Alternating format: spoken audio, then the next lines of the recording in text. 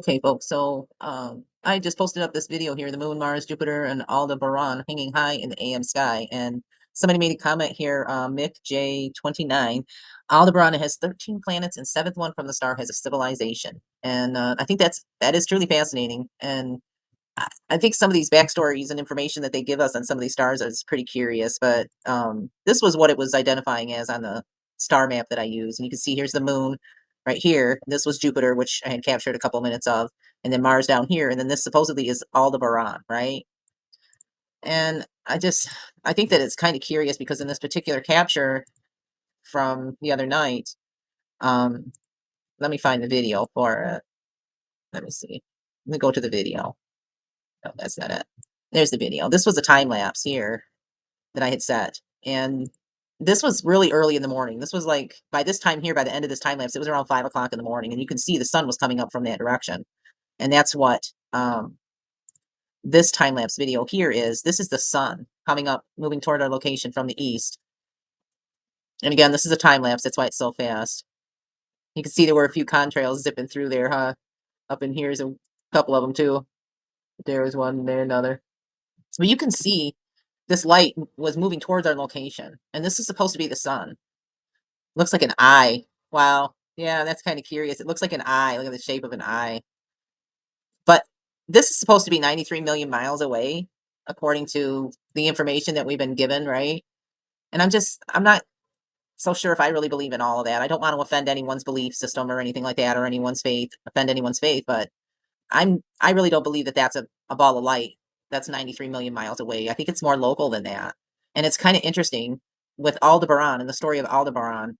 Um, this, like I said, was the sun, supposed to be 93 million miles away. And this light right here was supposed to be Aldebaran, right? And I just, you know, I'm looking at this. And as I'm looking at it closer, when I look at some of the frames that I extracted from this video here, when I zoom in on it, you can see it looks like there are other, lights and stuff up there with it. And the backstory where they claim that it has all of these, extra planets and stuff. And this here is some information coming from Sky and Telescope, talking about Aldebaran and how it's 66.5 light years away. But they claim that it is much larger than the sun. And this is their scale against the sun. This is supposed to be the sun right here. And this is supposed to be Aldebaran. Folks, it just doesn't make any sense. It really doesn't. If this is supposed to be this much larger than the sun, right? It's supposed to have, and it's supposed to have, shines with the power of at least 450 suns. Okay. Does that really make sense to you? It doesn't really to me. It really doesn't when I look at this video again, and this is supposed to be the moon. And, we can see right here, this is supposed to be the sun. This is supposed to be 93 million miles away, but yet it's much, much smaller than this, which is supposed to be 450 times brighter. Folks, does that make any sense to you? If that was the case, and this is supposed to be 66.5 light years away, right?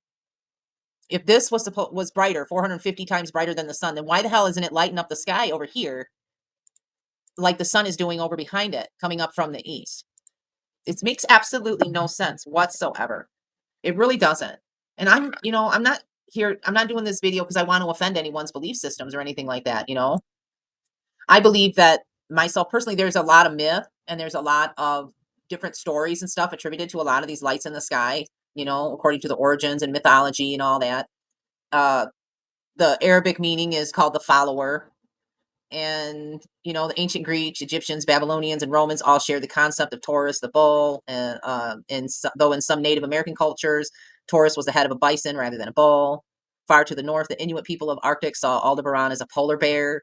I mean, there's a lot of different myths and different things like that, and I think that it's fascinating. I really, really do. I believe that it is absolutely fascinating to think that, for our time anyway, it seems to be a lot of people that want to believe that there's all these extra planets and stuff out there and that there's additional civilizations and stuff. And that would be considered a modern day myth as far as I'm concerned.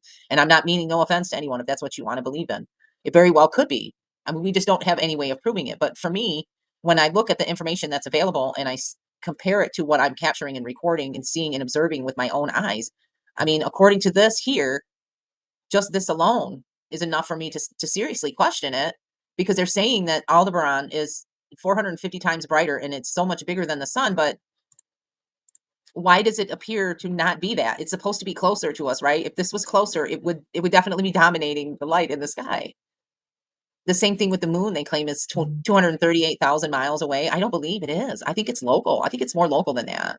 And I think that some of these lights in the sky have stories and backstories and stuff that help to contribute to some of the myths that have been shared and disseminated for the public to think about and ponder on and imagine.